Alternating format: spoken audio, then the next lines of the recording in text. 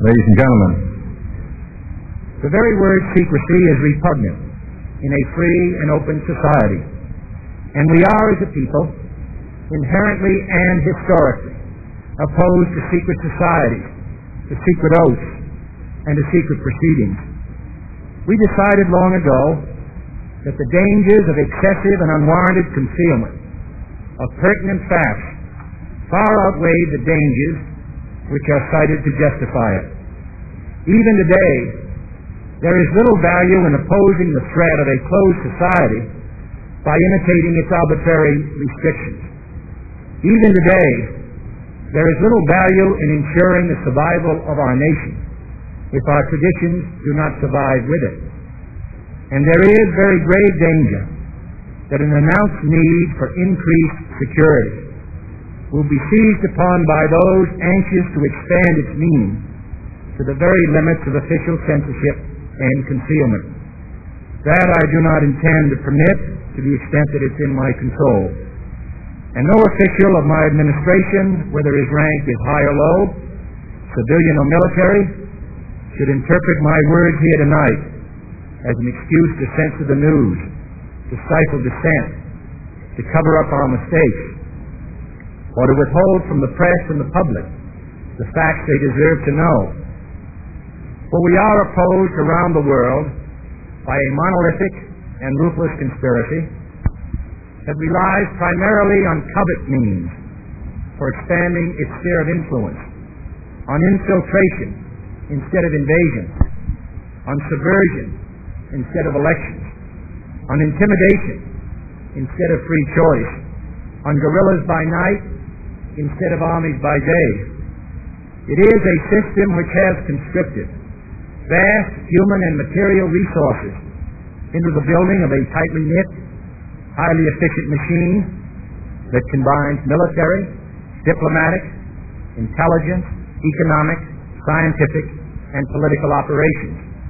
Its preparations are concealed, not published. Its mistakes are buried, not headlined. Its dissenters are silenced, not praised. No expenditure is questioned, no rumor is printed, no secret is revealed.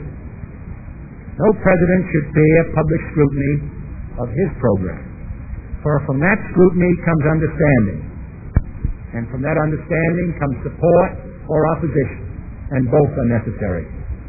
I am not asking your newspapers to support an administration, but I am asking your help in the tremendous task of informing and alerting the American people. The response and dedication of our citizens, whenever they are fully informed.